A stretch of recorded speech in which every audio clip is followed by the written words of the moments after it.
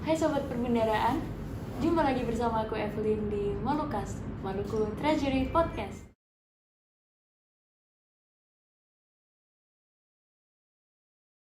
Di episode kali ini, kita akan jalan-jalan lagi nih dari kota Ambon menuju ke kota Tual. Aku tepatnya lagi ada di KPPN Tual.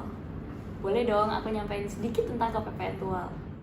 KPPN Tual ini berlokasi tepatnya di Kabupaten Langgur, ada di sebelah kota Tual sih, dan berdiri di bulan September tahun 1981.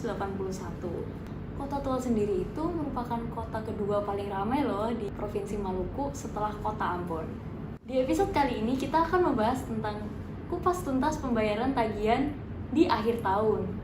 Nah, tentu saja nih, membahas isu kayak gini, pastinya kita akan mengundang narasumber yang sangat berpengalaman dan mengerti pastinya tentang tagihan di akhir tahun, yaitu Bapak Roykan selaku Kepala KPPN Tual. Selamat pagi, Pak. Selamat pagi, kawan-kawan semuanya. Gimana, Pak? Sehat? Alhamdulillah, sehat semua. Kebetulan juga seluruh pegawai KPPN Tual juga semuanya sehat, tidak ada yang punya gangguan kesehatan. Ya, kalau apalagi cuaca kayak gini ya, Pak, musimnya juga kayak gini, kesehatan kayaknya harus dijaga dengan ekstra. Betul. Saya mau nanya nih, Pak, KPPN Tual sendiri itu memiliki peran yang bagaimana ya, Pak, sebagai agen percepatan pemulihan ekonomi di daerah, di wilayah Tual khususnya dan sekitarnya. Oke, terima kasih teman-teman semuanya. Pertama, terima kasih dapat kesempatan menjadi narasumber di podcastnya teman-teman di Kanwil Maluku ya. Izin mungkin saya akan kasih pantun dulu. Boleh nih, Pak. SPM gaji, SPM bulanan, SPM kontrak, namanya SPM kontraktual. Selamat datang kawan-kawan. Selamat datang di KPPN Tual. Welcome-nya luar biasa. Iya dong. Oke, materi pertama tadi menanyakan tentang peran KPPN Tual dalam pemulihan ekonomi nasional di masa pandemi. Ya, ini memang isu yang sangat strategis saat ini. KPPN Tual berusaha untuk ikut serta dalam upaya-upaya pemerintah menyalurkan dana-dana pemulihan ekonomi. Yang paling nyata, yang paling kami kendalikan atau kami kelola adalah tentang pemberian bantuan langsung tunai dana desa atau yang lebih populer disebut BLT dana desa, dan bahkan di Kabupaten Maluku Tenggara dapat bonus lagi. Jadi kalau setahun 12 bulan, di Maluku Tenggara ini bisa menjadi 15 bulan. Dan itu kami salurkan, kami berikan kesempatan pertama. Yang lain belum pada cair, sedangkan yang Maluku Tenggara karena dia menerima BLT dana desa hingga 15 bulan, dicairkan lebih awal yaitu di pertengahan bulan Desember. Tidak hanya itu saja, BLT dana desa itu bagian dari kecil teman-teman. Masih ada lagi yang namanya bansos, bantuan sosial tunai. Begitu juga untuk bantuan-bantuan sembako, bantuan para pelaku usaha. Itu juga disalurkan. Memang tidak langsung dari KPPN, tetapi itu juga bagian koordinasi kita di lapangan bersama-sama dengan BPKAD menyalurkan dana-dana bantuan sosial. Jadi di masa pandemi ini, di samping KPPN menyalurkan BLT dana desa, juga kami berkoordinasi dengan pemerintah daerah untuk suksesnya penanganan pandemi ini hingga ke level yang paling bawah, itu para keluarga penerima manfaat tersebut. Demikian. Ternyata bantuan untuk percepatan pemulihan ekonomi ini banyak ya, Pak ya? Oh banyak. Iya. Apakah ada juga, Pak, yang menjadi, kan selama penyaluran bantuan itu tadi atau dalam ya melaksanakan proses bisnis gitu Pak selama tahun 2021 ini di KPPN Tual. Ada nggak sih Pak hal-hal yang menjadi highlight atau kendala atau misal mitigasi resiko gitu Pak yang dilakukan oleh KPPN Tual terhadap mitra kerjanya gitu Pak? Oke, saya melihatnya ini ada dua segmen yang berbeda, Iya. yaitu segmen APBN dan segmen APBD. Dan saat ini memang dua-duanya tugas pentingnya KPPN di situ. Tetap mengelola dana APBN untuk membayar tagihan-tagihan. Nah, yang satu sisi yaitu dari sisi APBD menyalurkan dana dak fisik dan dana desa. Oke, yang pertama mengenai pengelolaan APBN itu sudah berjalan sekian lama dan itu memang sudah lama menjadi fungsi utamanya KPPN. Itu semangatnya penyaluran dana-dana APBN tidak boleh lagi terjadi penumpukan di akhir tahun.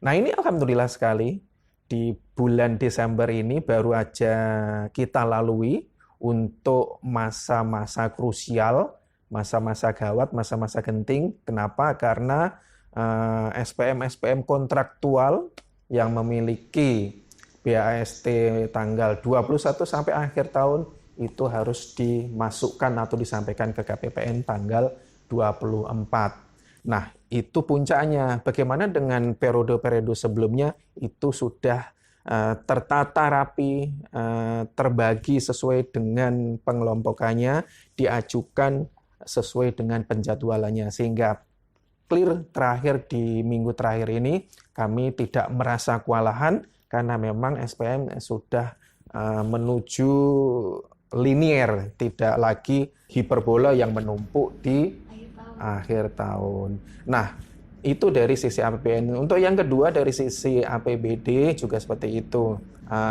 Kunci utama penyaluran dak fisik dan dana desa sebagai bagian dari TKDD yang kami salurkan ke rekening desa untuk dana desa, rekening umum daerah untuk dak fisik. Itu juga seperti itu. Kunci utamanya adalah memang sinergi. Sinergi memang mudah diucapkan, tapi kenyataannya ini perlu upaya yang cukup serius. Kami tak henti-hentinya menghubungi para pimpinan daerah langsung.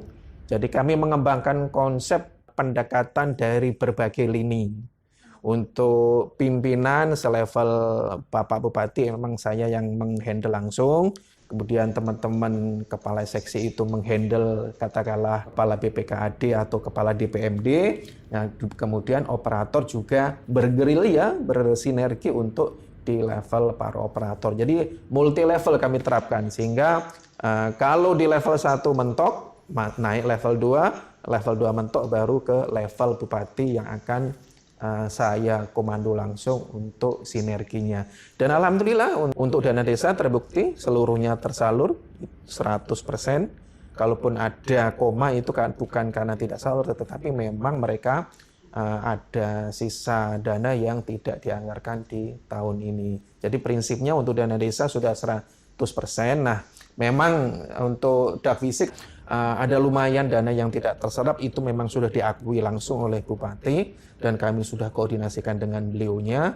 Memang itu tidak bisa diserap. Kenapa? Karena dana dak fisik periode sebelumnya atau tahapan sebelumnya itu tidak bisa diserap memenuhi jumlah minimal 90% sesuai dengan ketentuan. Seperti itu, Evelyn. Berarti tadi dari hasil yang luar biasa, dana desa 100%, Betul. fisik tersalur dengan baik seperti itu ya Pak. Itu nggak lepas dari sinergi. Betul. Erat lah gitu Iya. ya. Yang bikin nyaman dulu. Sinergi di berbagai level. Iya. Saya menyebutnya seperti itu. Itu Pak. Nah Pak, ini kan sebentar lagi kita masuk ke tahun 2022 nih Pak. Siap. Sudah akhir tahun kan. Nah boleh diceritakan nggak sih Pak? Mungkin ada pola atau sistem metode seperti itu Pak kepemimpinan yang Bapak terapkan untuk menghadapi tahun anggaran 2022. Oke, terima kasih Evelyn. Itu juga bisa saya katakan dua segmen yang berbeda. Kalau kepemimpinan saya di bidang BUN, nanti saya uraikan kedua, kepemimpinan dalam gaya saya di pengelolaan KPPN sebagai organisasi internal akan saya uraikan. Sebenarnya di KPPN Tual ini dengan SDM sebanyak 15 sudah bisa saya nyatakan cukup. Tapi kalau misalnya ada penambahan, syukur alhamdulillah. Eh, ada satu hal yang mungkin perlu saya sampaikan untuk gaya kepemimpinan tadi yang ditanya ya. Untuk memimpin teman-teman milenial itu memang harus memerlukan sedikit gaya yang berbeda. Karena sedikit banyak saya juga masih ada milenialnya. Mereka tuh basicnya itu memang suka lebih mengedepankan, mementingkan hasil. Nah, itu kan. Yang penting hasilnya lah Pak, untuk apa repot-repot memikirkan proses. Nah itu persepsi-persepsi seperti itu harus kita sampaikan kepada mereka, itu persepsi yang kurang tepat. Karena baik buruknya sebuah hasil itu ditentukan juga oleh prosesnya. Kalau prosesnya bagus, yakin hasilnya akan bagus. Makanya sebelum memikirkan hasilnya seperti apa, itu prosesnya juga perlu dipertimbangkan. Jadi kalau ada sebuah proses yang dilewati, kemungkinan besar hasilnya nggak maksimal. Jadi sekali lagi, pendekatan-pendekatan yang saya sampaikan kepada anak-anak milenial ini, di samping mementingkan hasil, juga harus memikirkan bagaimana proses untuk menggapai sebuah hasil. Itu untuk dari sisi internal kita ya. Untuk pelayanan kepada Satker itu juga penting. Kenapa? Karena pendekatan-pendekatan saat ini juga sama, mereka juga kaum milenial, sama saja. Jadi kita berikan pelayanan-pelayanan yang sesuai dengan estimasi, ekspektasi mereka. Kemudian pendekatan-pendekatan dengan sosial media itu sangat-sangatlah passion bersama dengan mereka. Mereka nyaman dilayani dengan di media sosial. Kita pun juga mudah untuk memberikan edukasi-edukasi kepada mereka. Seperti itu, Evelyn. Berarti kalau dari media sosial tuh pelayanannya mungkin kayak gimana, Pak? Ya, anak-anak sekarang itu justru lebih nyamannya misalnya menggunakan Zoom, jadi menggunakan media-media online, termasuk media sosial juga. Misalnya di Instagram kita, mereka berkeluh kesah, bertanya bagaimana, kenapa, kapan, ya kita jawab di sana sesuai dengan data-data yang memang ada di kita. Apa-apa pelayanan-pelayanan yang ada di kita sampaikan kepada mereka. Mereka kalau memang lebih nyaman ngobrol di sosmed, ya tidak masalah, kita layani di sosial media. Berarti ini sejalan lah ya Pak, searah sama slogan dari Dijen Perbendaharaan sendiri Pak. Kan salah satunya ada digitalisasi nih. Digital, iya. Nah ini berarti salah satu proses digitalisasi di KPPN Tual gitu ya Pak ya? Betul. Keren banget nih Pak penjelasan dari Bapak. Jadi kalau saya pribadi ini bisa menilai kalau wah KPPN Tual ini sepertinya udah siap banget nih buat menghadapi tahun anggaran 2022 gitu Pak. Tapi sayang sekali ya Pak, waktu juga yang harus memisahkan gitu Pak. Siap. Sebelum kami tutup nih Pak, mungkin Bapak ingin menyampaikan mungkin harapan gitu Pak untuk KPPN Tual ke depannya gitu. Oke. Atau mungkin pesan dan kesan untuk sobat perbendaharaan yang mendengarkan podcast ini. Oke, terima kasih Mbak Evelyn. Saya nggak mau panggil Mbak Evelyn saja, terlalu muda saya panggil Mbak. Iya. Oke, apa tadi pesan ya? Pesan, harapan. Oke, untuk sisi organisasi di KPPN memang kemarin belum membuahkan hasil yang manis untuk kompetisi mengikuti BBBM. Nah, ini juga menjadi semacam penyemangat ulang kami, karena terus terang dengan belum tercapainya BBBM ini juga akan sedikit banyak menurunkan semangat. Makanya ini menjadi salah satu tugas saya untuk membangkitkan kembali semangat teman-teman internal KPPN. Ayo untuk bersama-sama kita perbaiki kembali pelayanan kita perbaiki lagi integritas kita perbaiki lagi organisasi kita sehingga betul-betul bebas dari korupsi. Saya yakin kalau yang poin ini bebas dari korupsi, saya juga meyakini bahwa teman-teman sudah jauh-jauh yang namanya dengan korupsi. Namun dari sisi pelayanan inilah yang masih akan terus kita tingkatkan, terus kita semangatkan untuk kita berikan layanan yang lebih baik. Nah, untuk teman-teman stakeholder kami yang di luar sana, mari kita awali pengelolaan DIPA kita kepada satker-satker, terutama kepada bendahara pengeluaran, PPK dan PPSPM, juga KPA. Saat ini sudah hampir masuk ke pengelolaan DIPA di 2022. Silakan dicek-cek kembali DIPA Anda, direview bersama dengan tim, dan tentukan kegiatan-kegiatan, jadwalkan kegiatan-kegiatan, sehingga nanti bisa terlaksana sesuai dengan rencana penarikan dana, rencana kegiatan, sehingga tidak terjadi yang namanya tagihan-tagihan yang menumpuk di akhir tahun. Biarpun yang saya sampaikan tadi memang sudah terjadi penurunan, penurunan yang sudah linear ini, ayo kita tingkatkan terus, kita laksanakan anggaran proporsional sejak dari bulan Januari 2022. Mungkin itu, Evelyn. Gitu ya Pak. Ya. Berarti apa yang sudah baik di 2021 harus lebih baik lagi. Oh, tentu harus dalam begitu. 2022. Luar biasa sekali penutup dari Pak Roy. Siap. Nah, sebelum aku tutup, karena tadi Pak Roy di awal sudah ngasih pantun, Oh iya, aku juga nggak mau kalah harus nih. kasih dong. Sekarang hari Rabu. Hari Rabu pergi ke KI. Jangan lupa pergi ke Murblot.